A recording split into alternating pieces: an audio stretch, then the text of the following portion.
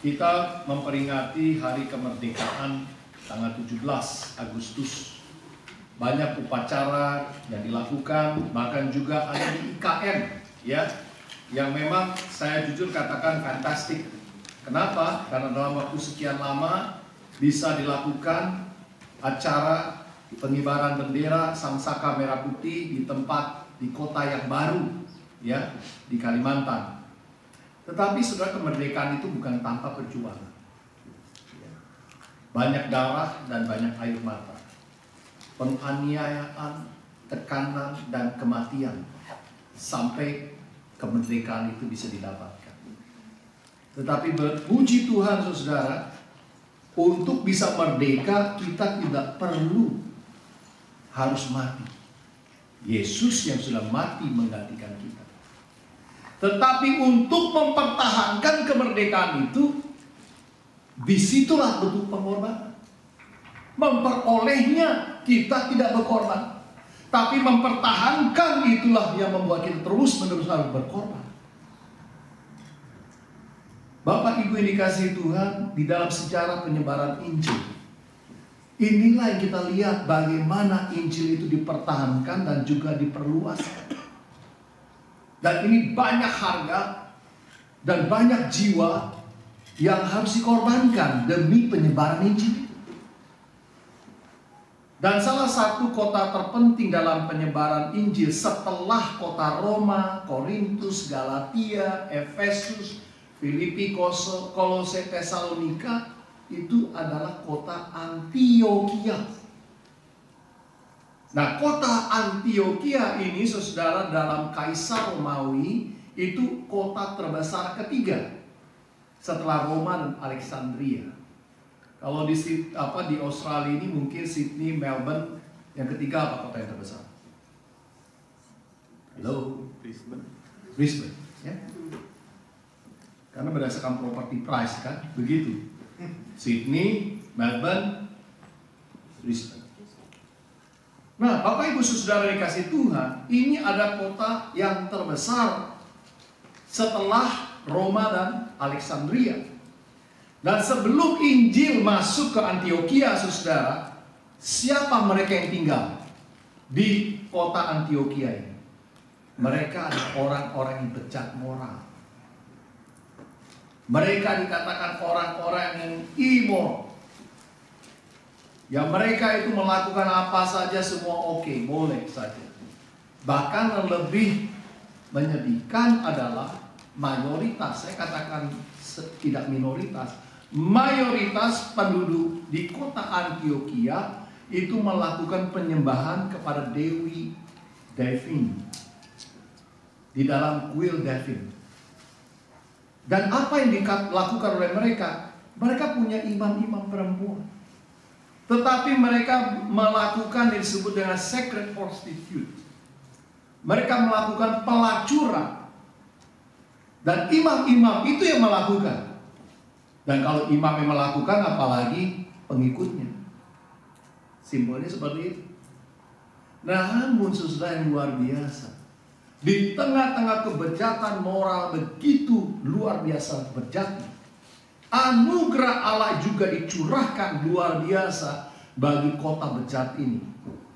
Dengan pemberitaan Injil, banyak jiwa-jiwa yang bertobat, banyak jiwa-jiwa yang terima Yesus dan diselamatkan melalui Injil yang mereka sudah dengarkan. Dan di kota seperti itulah saudara, murid-murid Tuhan Yesus kemudian untuk pertama kalinya disebut orang Kristen. Jadi kota Antiokhia ini dicatat oleh Alkitab untuk pertama kalinya. Melalui kota yang bejat inilah ada satu kelompok anak-anak Tuhan yang akhirnya disebut sebagai the follower of Christ, the small Jesus, the small Christ.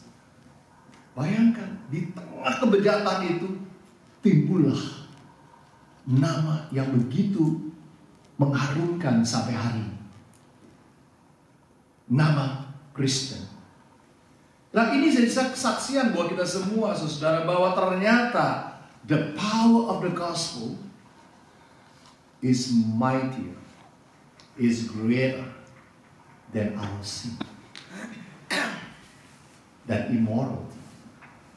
Di tengah-tengah kondisi yang bejat moral seperti itulah kita melihat the power of the gospel. Kuasa Injil itu jauh lebih besar dari apapun juga. Dan itu gak bisa ditahan, saudara. Bahkan sebelum Injil itu sampai ke Antioquia, kota yang bejat moral ini, Injil itu tersebar kemana-mana. Injil itu tidak bisa dihambat. Semakin dihambat, semakin merambat dikatakan. Nggak bisa dicegah oleh hambatan, oleh ancaman, oleh kematian. Nggak bisa, saudara. Itu tidak bisa menghambat pekabaran Injil. Dan itu ditulis dalam ayat 19. Sementara itu, banyak saudara-saudara telah tersebar karena penganiayaan yang timbul sesudah Stefanus dihukum mati. Mereka tersebar sampai ke Fenisia, Siprus, dan Antioquia. Ini dicatat oleh Alkitab, saudara. Penganiayaan tidak membuat Injil stop. Enggak.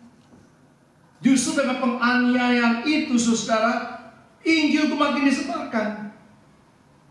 Mengapa? Karena memang untuk menyelamatkan diri, mereka harus lari dari kota Yerusalem. Ya. Mereka harus melarikan diri untuk menyelamatkan nyawa. Tapi mereka bukan menyelamatkan diri karena takut mati. Tidak. Tetapi supaya Injil, firman Tuhan itu terus disampaikan ke mana-mana. Jadi semakin ditekan, semakin melesat. Semakin dihambat, semakin merambat. Itulah kuasa Injil, the power of the gospel. Hal ini ironis dengan zaman hari ini. Sangat ironis dan sangat berbeda, sangat kontras. Kenapa? Banyak orang Kristen takut, tidak berani untuk mengabarkan Injil. Sekalipun gak ada ancaman, sekalipun gak ada penganiayaan. Memangnya kalau kita beritakan Injil di depan seberang sana, lalu kita ditangkap, diborgol, masukin jail? Enggak. Kita nggak diapa-apain di sini. Tetapi banyak orang yang takut, nggak berani, saudara. Sekalipun itu tidak ada ancaman-ancaman kematian atau penganiayaan. Yang mereka lakukan apa? Tuh, negara-negara Eropa yang kita sudah dengar kan? Mereka itu cuma teriak-teriak, protes-protes, demo. Karena ada agama lain menguasai kota-kota mereka. Termasuk Jerman, termasuk England, termasuk yang semua negara-negara di sana, Austria gitu termasuk. Mereka kemudian membuat peraturan membatasi imigrasi supaya agama-agama tertentu nggak boleh masuk lagi ke negara mereka sebagai refugee. Itu yang bisa mereka lakukan. Mereka cuma melarang-larang orang.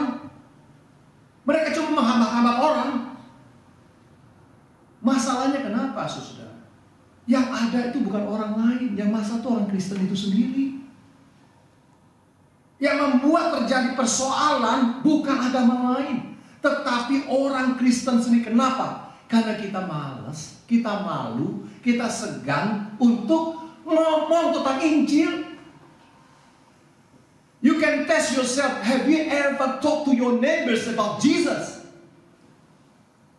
Have you ever talked about Jesus in your workplace? None. Why? Because you're very ashamed of the name of Jesus. To be honest, that's why other religions growing. Because you stop to preach the gospel. You stop to share the good news. And that's cause the trouble. Jadi saudara, masalahnya bukan ada pada orang-orang yang agama lain. No. That's because of yourself. You make troubles. Because you're scared to become the witness of Christ in this world. Masalah kedua apa? Playing safe. Kita hanya mau beritakan Injil kepada orang-orang yang kita kenal. Yang orang-orang tertentu aja. Yang cocok sama kita, dekat sama kita, orang Batak sama orang Batak aja ngomongnya. Orang Jawa sama orang Jawa aja ngomongnya. Orang Cina sama orang Cina aja. Makanya ada gereja Batak, gereja Jawa, ada macam-macam gereja sesuai dengan sukunya sendiri. Dan kita sudah talk about that few weeks ago. So saudara, kalau sama background culture sama kita, baru kita berani ngomong. Dan itu yang terjadi. Sebagian orang-orang Kristen Yahudi dari Yerusalem itu juga cuma mau ngomong sama orang Yahudinya aja, nggak mau ngomong sama orang-orang yang non-Yahudi. Itu di ayat 19 dikatakan begitu. Mereka cuma ngomong sama orang yang mereka bisa feel comfort. Mereka nggak mau keluar dari comfort zone mereka. Dan kuatnya tradisi Yahudi di dalam diri mereka itu bahkan mengalahkan otoritas firman Allah dalam hidup mereka. Dan itu kita harus hati-hati dalam hal ini. Saya bukan against tradition. Saya bukan against culture. Tetapi kalau sampai tradition dan culture lebih mendominasi pikiran kita daripada kebenaran firman, that's a problem. So saudara, saya pernah dulu diajak orang Korea. Kita ke Lakembayu yang namanya street evangelism. Nggak boleh, jangan. Waktu saya ngomong sama leaders dulu tuh, don't cause any troubles for our church. The leaders stop me to join street evangelism. Why? Because we scared nanti gereja kita ditimpukin batu loh. Tuh, belum apa-apa saudara, kita udah trauma tragedi 98 di Indonesia. Ya, belum ngomong, baru cuma mau rencana, udah gak boleh. Dan kita gak sendiri. Ada gereja orang-orang Korea yang berani dan militan. Makanya gak salah di Litkem, Oben itu banyak orang-orang yang sekarang itu orang-orang Korea. Dan gak heran juga kalau gereja Korea lebih cepat bertumbuhnya daripada orang Indonesia. Kenapa? Takut, malu. Itu tradisi kita. Orang Korea gak ada begitu. Semua Kim Jong Un saudara. Orang Korea Kim Jong Un semuanya berani mati semua, dan itu mereka lakukan, nggak takut. Saya berapa kali ketemu di Oben di mana, itu orang-orang Korea banyak di situ sekarang, saudara. Mereka nggak takut mati, dan nggak mungkin mati di sini, kan semua dijamin oleh negara. Nah itu saudara, seringkali kita menyalahkan orang lain. Sebetulnya salah itu kita sendiri. Kenapa negara-negara Eropa itu jadi penuh sama orang Muslim? Maaf, ketukar sama orang sama saudara kita. Kenapa? Karena orang Kristennya sudah tidak lagi ke gereja. Gereja kosong. Kenapa? Karena anak-anaknya tidak dibesarkan di dalam kekristenan. Mereka dibiarkan. Terserah kamu dah, mau agama apa juga boleh. Ya, mau percaya Yesus boleh, nggak percaya juga nggak apa-apa. Yang penting sekolah yang pintar ya. Gitu. Dan akhirnya berapa banyak anak-anak muda yang sudah tidak mau lagi percaya kepada nama Yesus. Bapak Ibu Saudara dikasih Tuhan, jangan salahkan kalau agama lain bisa cepat mengalami pertumbuhan dari orang-orang Kristen, agama Kristen. Mengapa? Karena mereka lebih agresif. Mereka lebih militan. Mereka lebih setia dalam mengikuti aturan agama mereka. Coba saudara-saudara bayangkan, di tengah-tengah jalan pun mereka bisa sembahyang 5 waktu. Dia stop, berhenti kendaraannya, berdoa, bersujud. Ya, saya nggak pernah tuh lihat orang Kristen kalau ini mau makan aja malu berdoa. Saya jadi malu sama orang Kristen, saudara. Kalanya saya orang Kristen. Masa nggak berani sih? Suatu kali saya pernah makan berdoa, terus ada orang nyamperin saya, "Ayo Jehovah Witness." Ya malu juga saya. Oh berarti selama ini yang berdoa berani di depan umum cuma Jehovah Witness. No, saya bilang, saya ini Reform Church. Bangga juga. Karena ada juga yang Reform, yang berdoa di tengah-tengah orang banyak. Bukan cuma orang-orang yang Jehovah Witness yang berani. Nah seandainya saja, yang saya assume, kalau kita mau ikuti teladan Petrus, yang bersemangat, kayak saya ngomong gitu, semangat memberitakan Injil kepada semua orang, gak pilih-pilih, semuanya, maka tentu terjadi pertobatan besar-besaran di mana masyarakat yang kita tinggal.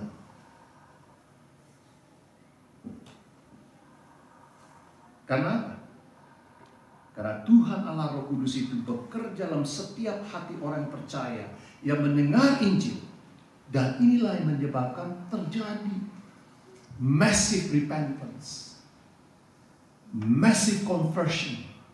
Those who not believe in Jesus, they come to Jesus.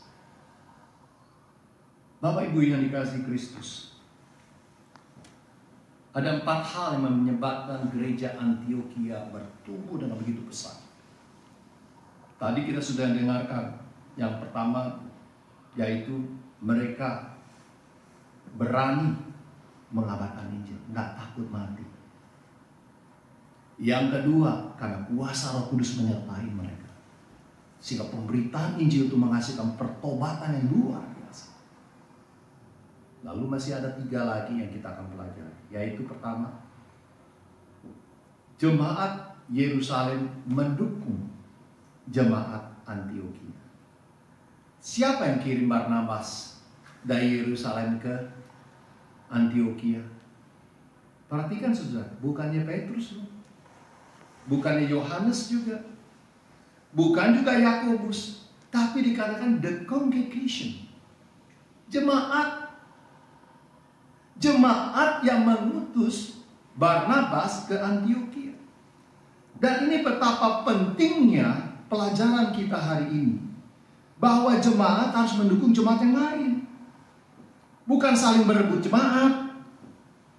Ya, kalau saudara ketemu ada di bus, ada jemaat yang mau pergi ke tempat lain, lalu saudara bilang, "Udah jangan ke situ, pendetanya gak bener tuh, udah ke sini aja. Enak loh." Apalagi kalau Ibu Inge yang masak, wah mantap deh. Iya kan?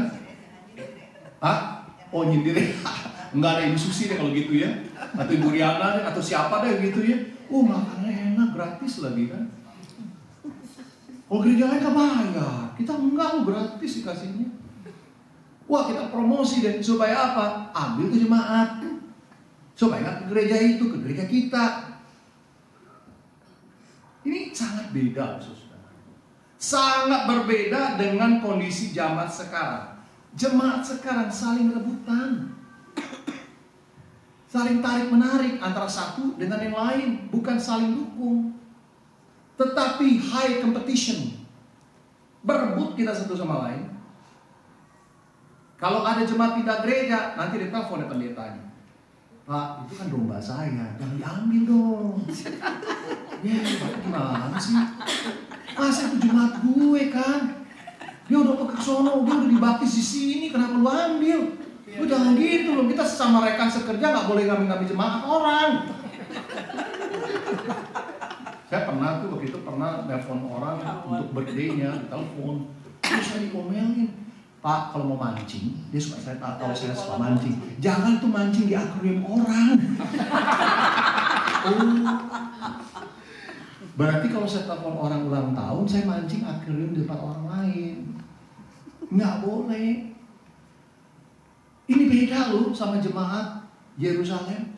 Rela tuh bantu jemaat lain. Beda sekali toh. Jemaat Yerusalem mendukung jemaat Antioquia, diutus Barnabas untuk bisa melayani jemaat Antioquia. Nah sekarang kita lihat siapa itu Barnabas. Dikatakan oleh Alkitab firman Tuhan di ayat 24 bahwa Barnabas adalah orang baik. Mantap. Baik orangnya. Kalau kita cari pendeta mau cari yang gak baik atau yang baik? Pasti cari yang baik, betul enggak? Yang kedua, orang yang penuh Roh Kudus. Ada Roh Kudus di dalam diri orang ini dan dikuasai oleh kebenaran Roh Kudus itu. Dan ketiga adalah penuh iman, yang percaya. Kalau kita punya hamba Tuhan 3 kriteria, wah mantap saudara. Orang yang baik, penuh Roh Kudus, penuh iman, dia percaya janji-janji Tuhan dan firman Tuhan. Saya pernah challenge saudara kan, suatu saat kita doakan supaya Tuhan kasih kita gereja. Amin. Halo. Amin. Tuhan kasih kita gereja. Amin. Ya, leader seperti ini. Halo Pak Herman, ada amin nggak? Amin. Ya, kamu sebut amin begitu kalau amin. Ini gimana nih? Katanya mau penuh iman. Kita cuma bilang aminnya, belum suruh keluar duit loh. Bilang aminnya kok susah banget. Amin Pak Roy. Amin. Amin kenceng Pak Roy. Amin Pak Wanto. Amin. Amin. Ya amin loh mas senang. Amin. Mungkin masih banyak nih nanti. Kita nggak boleh takut saudara. Karena kita percaya Tuhan kita jauh lebih besar daripada harga 1 juta, 2 juta dolar, betul enggak? Amin. Nah, itu kencang tuh ngomongnya tuh. Kencang banget ngomongnya. Percaya? Amin. Jadi Bapak Ibu Saudara dikasih Tuhan, kita percaya Tuhan kita Tuhan yang hidup. Kita harus punya iman yang seperti itu. Jangan iman yang ya begitu aja gitu. Gimana kita mau melakukan pekerjaan-pekerjaan besar kalau iman kita nggak punya? Padahal Tuhan kita Tuhan yang hidup tuh, Bapak Ibu Saudara. Nah, kualitas seperti inilah Barnabas. Itu dikasih loh, for free. Memangnya pemain sepak bola ada biaya transfer? Karena ada. Kalau pemain sepak bola kalau transfer ada biaya transfer tuh mahal, saudara, dijual namanya. Ini enggak, saudara, dikasih for free. Pelayan Tuhan yang luar biasa, yang the best. Bukan pendeta asal-asal, bukan juga asal jadi, tapi berikan hamba Tuhan yang terbaik yang mereka miliki. Amazing. Amazing nggak saudara? Beda sekali kalau zaman sekarang gereja-gereja saudara. Pendeta yang bagus-bagus, nah, jangan harap diutus ke gereja lain. Simpen buat diri sendiri. Boleh jujur ya kita tanya ya, boleh nggak Pak Robi diutus ke gereja lain? Boleh. Boleh nggak? Boleh. Kalau saya mah jangan dong Tuhan. Mau diapain? Itu adalah yang hati kita yang benar-benar, yang tulus. Jangan bilang boleh-boleh terus kalau Pak Robi pergi lu nangis lu.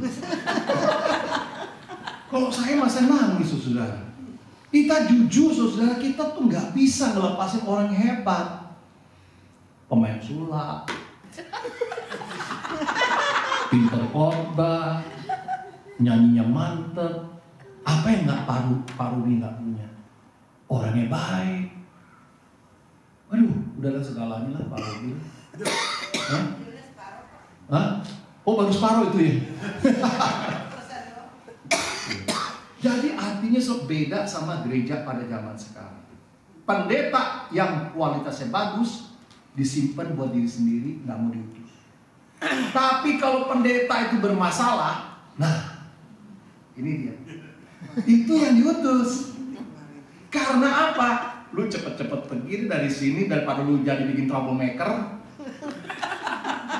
Daripada bikin ribut di sini, udah lu pergi aja ke gereja lain. Nah itu yang dikirim saudara. Supaya apa? Ini gereja aman.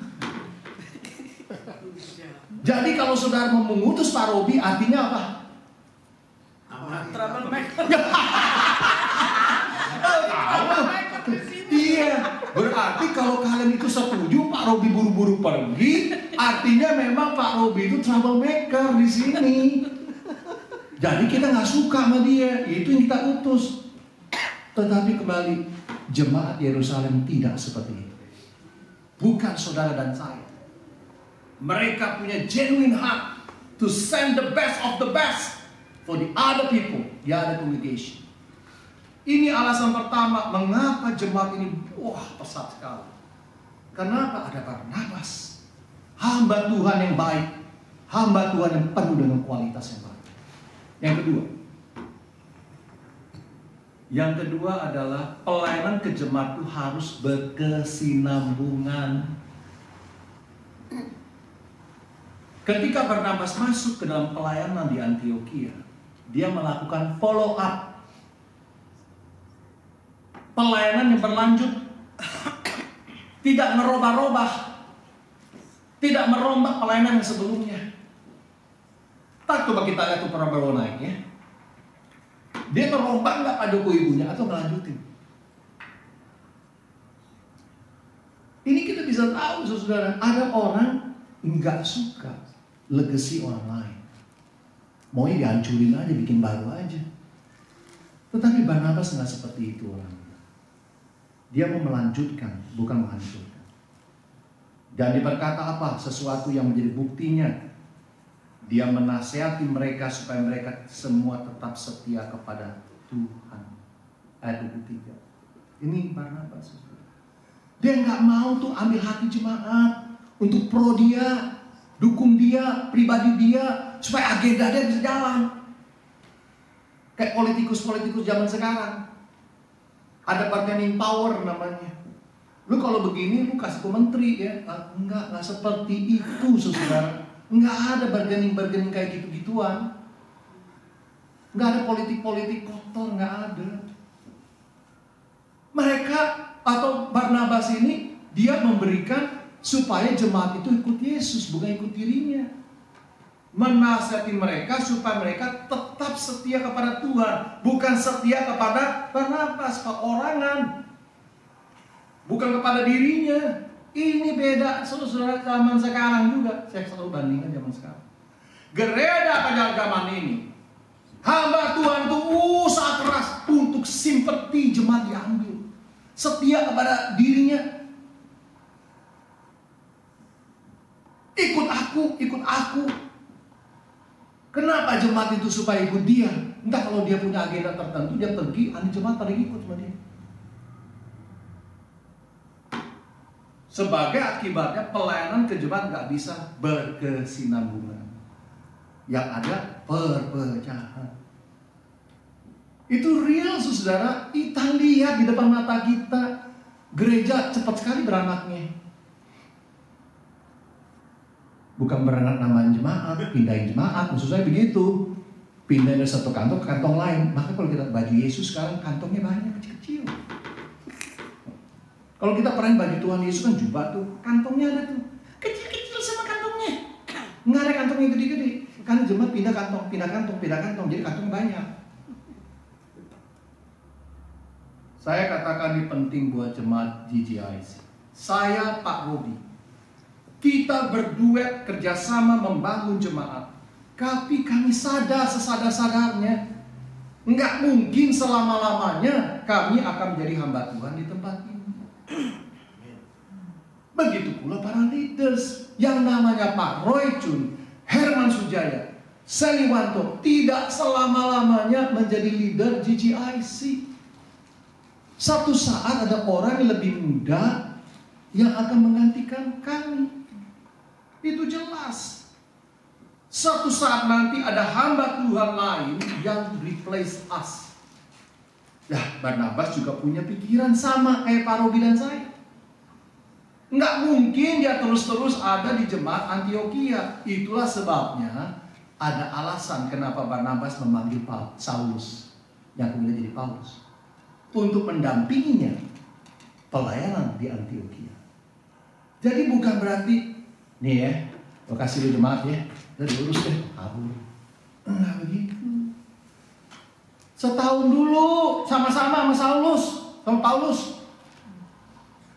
Dia mau serah terima tuh nggak ninggalin jemaat, tapi Tetapi ada satu transfer yang smooth. Jemaat diajar untuk kenal dulu sama Saulus. Yang kemudian mereka tahu luar biasa pelayanan Saulus juga, atau Paulus, saudara. Dan di Kisah 9 ayat 26-30, Barnabas tahu siapa Saulus. Dia orang hebat, terutama dalam pengajaran, pemberitaan firman. This is very best of the best. The best teacher, Saulus. Dia mau kualitas. Untuk mau maju jemaat harus ada kualitas firman Tuhan disampaikan. Lebih baik, lebih maju, lebih hebat dari dia yang sebelumnya. Nah, sekarang kita bandingkan gereja sekarang, ya. Selalu saya mau bandingkan, saudara. Ada banyak pendeta undang khotbah yang lebih jelek dari dirinya. Kalau ada pendeta yang lebih hebat dari dirinya, dia nggak undang. Kenapa coba? Halo, hai, kenapa Pak Anto? Takut turun pamor. Turun pamornya. Nanti gue dikatain, tuh pendeta kamu lebih hebat tuh dari kamu, korbannya kamu mah ngantuk. Pendeta itu ketawa terus coba. Mantap itu pendeta. Saya diadu-aduin, tak Robi diaduin. Jadi pendeta tamu selalu lebih hebat. Makanya pada nggak mau undang. Udah kita khotbah sendiri aja. Bukan karena soal pulpit money ya Pak Rodi. Enggak, bukan soal itu. Kita takut ada saingan baru. Saya nggak boleh sebut ya, pendeta udah tua sampai sekarang juga pegang terus tuh jabatannya. Dia nggak mau lepas karena takut pamornya hilang. Jadi Bapak Ibu Saudara dikasih Tuhan, itu terjadi pada gereja pada zaman ini. Mereka tidak mau ada saingan, mereka tidak mau pamornya turun, mereka tidak mau malu karena kualitasnya lebih rendah daripada pendeta tamu. Tetapi tidak boleh terjadi di tempat ini. Kalau ada pendeta bisa khotbah lebih baik dari saya, dari Pak Robi, dan memang saya tahu lebih banyak, lebih baik dari saya, lebih baik dari Pak Robi, kenapa kita nggak undang? Why? Why you scared? Just invite them. Give them a chance. Berikan mereka kesempatan untuk melayani Tuhan. Dan kalau malah mungkin seperti Saulus, dia akan teruskan pelayanan itu. Kita doakan supaya pendeta tamu ini malah merasa kerasan karena disambut oleh jemaat. Dan didukung oleh kita-kita. Supaya dia bisa meneruskan tongkat estafet pelayanan di masa yang akan datang. Yang ketiga, fokus kepada pengajaran firman. Ayat 26. Mereka tinggal bersama-sama dengan jemaat itu 1 tahun lamanya sambil mengajar banyak orang. Di Antioquia itulah murid-murid itu untuk pertama kalinya disebut Kristen. Nah saudara, inilah dikatakan difokuskan, dipusatkan oleh Barnabas dan Paulus firman Tuhan. Sangat-sangat menekankan ajaran kebenaran firman Tuhan. Dan sebutan murid itu kan orang yang diajar, nggak disebut jemaat di sini. Murid di Antioquia lah, murid-murid. Artinya mereka yang diajar oleh kebenaran firman. Ya sungguh-sungguh mau belajar. Dan saya merindukan di sini banyak murid-murid Yesus. Karena kalian, Bapak Ibu semua, rindu untuk belajar Alkitab. Dan kalau kita lihat apa yang ditulis dalam Kisah Para Rasul, ada Kisah Para Rasul 2, pasal 14, 17, 18, 20, 26, 31, 28. Itu semuanya fokus kepada apa? Penekanan yang dilakukan oleh gereja mula-mula apa? Pengajaran firman. Itu membuat gereja bertumbuh. Ajar firman. Bagaimana dengan saudara? Saudara punya keinginan sih nggak mau belajar? Jangan bilang, saudara bilang, nih Pak Haryanto ngomong pengajaran dulu nih. Saudara kalau nggak diajar, kita nggak kuat imannya. Kita perlu pengajaran yang solid. Jangan cuma asal-asal denger-denger doang bikin telinga kita enak dengernya gitu. bikin saudara terhibur, ketawa-ketawa. Pulang ditanya, khotbahnya apa? Pendetanya lucu deh. Pendetanya lucu. Firmannya apa tadi didengerin? Aku nggak tahu, pokoknya pendetanya lucu deh. Lucu lagi pendetanya. Jadi pendeta lucu yang dicari, bukan firman Tuhan yang diajarkan itu yang dicari. Dan saya rindu dan mau jemaat kita berbeda. Kita tampil beda dong. Kita mau diajar. Kita mau belajar. Yang susah-susah. Kita mau. Jadi saudara, perlu nggak kita rutin baca Alkitab? Karena ada satu khotbah yang mengatakan nggak perlu belajar Alkitab, baca Alkitab, yang perlu merenungkan. Ada tuh masuk ke YouTube, wah kemana-mana beredar sekarang. Saya nggak boleh sebut namanya karena itu melanggar privasi. Tapi ada pendeta yang terkenal, yang semua banyak pengikutnya, dan di sana juga pendeta terkenal yang lainnya. Bagaimana bisa merenungkan kalau nggak pernah dibaca? Ya make sense kan? Saudara bisa merenungkan firman Tuhan siang dan malam, tapi saudara nggak baca? Doesn't make sense, saudara. Jadi saudara harus membaca Alkitab, paling nggak dengar. Karena memang kadang-kadang kalau kita lagi sibuk tuh susah mau baca, tapi dengar kan bisa, kupingmu nggak budek kan? Di mobil kamu bisa dengar Alkitab, dengar firman Tuhan. Nah itu maksudnya. Jadi Alkitab kebenaran firman Tuhan itu perlu kita dengar, kita baca. Dan itu belajar namanya. Saudara, ketiga hal ini tadi, setelah di samping tadi saya katakan keberanian untuk memberitakan firman, memberitakan Injil, dan kuasa Roh Kudus yang menyertai, the power of the gospel menyertai. Tetapi juga ada ketiga hal tadi yang saya sudah sebutkan, jemaat yang membantu. Jemaat yang lain. Dan kedua apa tadi? Testing, lupa nggak? Hah? Itu fokus tadi tuh, yang ketiga, yang kedua apa tadi?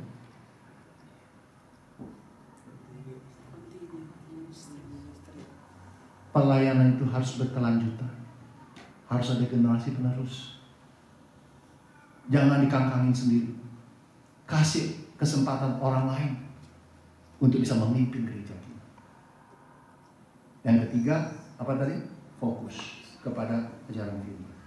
Dan ini membuat mereka bertumbuh secara kuantitas, ayat 24.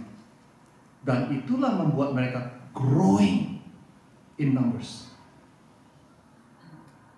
Sebutan orang Kristen kalau cuma dikit, nggak tahu, orang nggak kenal. Tapi kalau di tempat ini sampai tidak ada kebagian tempat duduk, karena semua orang mau mendengarkan firman. Saya dengar di usia ini ada satu hamba Tuhan di Indonesia. Kalau mau kebaktian pun mesti ada tiket untuk bisa duduk di gereja itu. Oh, I pray to God, my Lord Jesus, I will do the same thing when the time comes. For those people who are coming to this church, God, Father God, they have to queue to enter and to worship you in this place. Bukankah itu kerinduan saudara dan saya? Nggak ada bangku kosong, ada orang ngantri dari depan. Untuk apa? Untuk mereka mendengar kebenaran firman disampaikan. Dan mereka queuing to pay the price. Saya mungkin nggak sampai ekstrim kali kasih tiket kali ya. Tapi kita extend gerejanya lebih gede lagi. Saudara, pertama kali disebut Kristen, kenapa? Karena saking banyaknya mereka. Dan mereka mau warnai kemana-mana.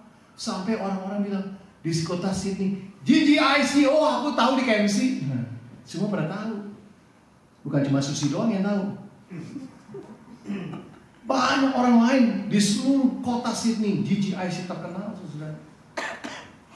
Dan itu cocok disebut kata Kristen. Karena orang luar bisa menjuluki mereka Kristen, maka mereka sudah dikenal oleh banyak orang. Bukan sedikit orang, dikenal oleh banyak orang. Yang terakhir bertumbuh secara kualitas. Kalau terakhir ini paling enak, saudara. Karena itu artinya saudara sebentar lagi bangun dari tidur. Kualitas. Ada nabi yang bernubuat adanya kelaparan menimpa seluruh dunia. Maka orang-orang Kristen di Antioquia tidak cuma prihatin. Kata prihatin itu suka terkenal. Aku prihatin, tapi do nothing. Saya juga bisa prihatin, tapi do nothing. So, saudara, itu nggak penting kata prihatin kalau not do something. Jadi, bahaya kelaparan pasti menimpa orang-orang banyak. Tetapi orang-orang Kristen di Antioquia tidak hanya prihatin, tapi mereka ulur bantuan, menolong mereka yang bahaya kelaparan.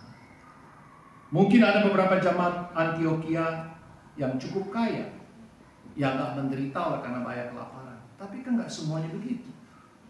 Ada juga jemaat Antioquia yang nggak kaya, yang biasa-biasa aja. Tetapi dikatakan oleh Alkitab, kembali bukan saya yang ngomong, sikap jemaat, seluruh jemaat, tidak terkecuali mereka peduli memberi sesuai dengan kemampuan mereka masing-masing. Supaya apa? Supaya ada orang lain yang ditolong, yaitu jemaat di Yerusalem. Ini bukti kualitas iman. Enggak cuma teori kasih, tapi teori berserta dengan perbuatan. Nah, saudara, yang unik adalah dulunya jemaat Yerusalem yang bantu jemaat Antioquia. Dikirimlah Barnabas, dikasih ke jemaat itu. Dan pada saat bahaya kelaparan, giliran jemaat Antioquia yang bantu jemaat di Yerusalem. Ini yang kita perlu lakukan. Gereja saling dukung, gereja saling tolong, bukan saling menggonggong. Saling tolong, bukan saling merongrong. Ini penting buat saudara saya di tempat ini. Kita berdoa, kita berharap, dan kita sudah menerima apa yang terjadi di jemaat Antioquia ini. Ada jemaat lain yang dukung kita di sini. Yaitu siapa? Jemaat Salvation Army. Mereka mendukung saudara dan saya di tempat ini. Nanti giliran kita dukung mereka. Pada waktu konser, kita juga hadir. Pada waktu Christmas Carol, kita juga hadir. Itu yang namanya saling tolong, saudara. Bukan kita cuma mau nerima, tapi kita memberi juga. Itu saya pesan. Kedua, Pak Ohan, Ibu Keti. Itu mereka bukan jemaat GGIC. Nanti sih kalau mau pindah boleh juga sih. Tapi enggak, saya bilang sekarang. Mereka itu belongs to GKIA. Tapi mereka setia melayani, membantu di tempat ini. Bersyukur saudara. Ada mereka yang menolong kita sejak gereja buka. Kesetiaan mereka sudah diuji. Jadi GKIA itu mengutus. Suatu saat kita butuh juga untuk mengirimkan orang-orang ke GKIA. Itulah salah satu kerjasama kita. Dan juga di Ibu Susi, tadi sudah saya sebutkan, dari NLICC. Walaupun dia juga suka ngomong sih, gereja gue banyak, di mana-mana gue juga pergi, gitu. Tapi saya maksudnya dia terdaftar di Pak David Wijaya. Itu yang resminya. Ya kalau dia kemana-mana tuh urusan pribadi dia sih, saya nggak ikut-ikut gitu ya. Tapi yang pasti dia bantu di tempat ini. Kita say thank you to Jesus, and thank you to Pak David, thank you to Susi. Ini bukti kita sudah ditolong, dibantu, saudara, oleh mereka-mereka. Yang kedua, estafet, kesinambungan, dan saya melihat potensi ke depan, yaitu youth ministry. That's why I pray that God will do something miraculously in this place. that God will raise up the young people, militant. They want to share the good news and jealous for the gospel. Jealous for the people to come to Jesus. And we can start the ministry sometime in October or November, I'm not sure. But we pray about this, that God will do something miraculously in this place. The young people come to Jesus. They can shake their hands because our music different. Makanya udah dibeli tuh bass. Nanti ada Matthew, dia ada gitar kalau nggak salah ya. Matthew udah punya gitar kan, nggak usah beli lagi kan. Udah ada elektrik gitar, ya kan.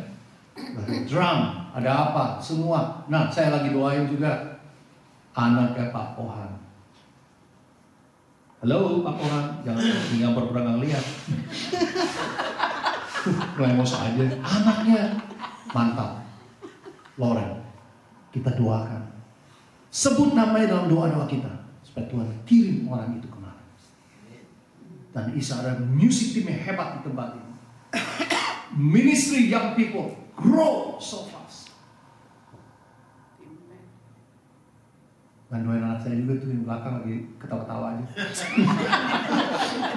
Dia senyum-senyum aja. Happy. Ya, supaya the power of the gospel change his life.